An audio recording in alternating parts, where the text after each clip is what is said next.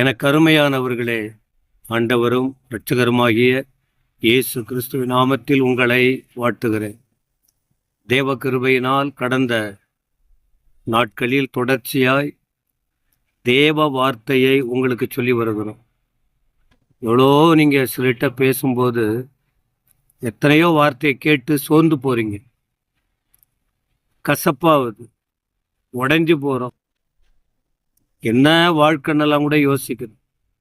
ஆனால் நீங்கள் ஆண்டவராகிய இயேசு கிறிஸ்துவை குறித்ததான அவருடைய வார்த்தைகளை படிங்கள, அந்த வார்த்தைகளை கேட்டு பாருங்கள, உங்களுக்கு எவ்வளோ பெரிய மாற்றம் வருகிறது என்பதை நீங்களே கண்டுகொள்வீர்கள். மத்தேயு சுவிசேஷம் 9ஆம் அதிகாரத்தின் 10ஆம் வசனம். இதிலே ஒரு காரியத்தை பார்க்கிறோம்.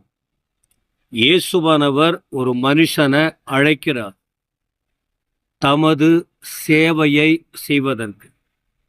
அப்புறம் அதன் பிறகு அந்த வீட்டுக்கு போயிட்டு அவர் அந்த அந்த மனுஷனுக்கு அன்பின் அடையாளமாக ஒரு விருந்து பண்ணுறார். அதை அங்கீகரித்தார், ஏற்றுக்கொண்டு அந்த வீட்டுக்கு போகிறார். அவர் போன போது அவருடைய சீஷர்களும் அவரோட இருக்காங்க.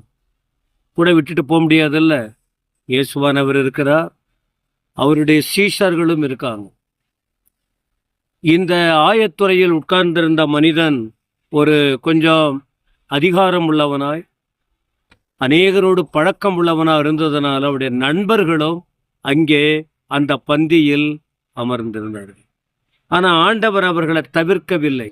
நான் மட்டும்தான் வருவேன், என் சீஷர்கள் மட்டும் வரணும், மற்றவர்கள் தேவையில்லை சொல்லவில்லை. எல்லாரும் வந்தாங்க. ஆனால்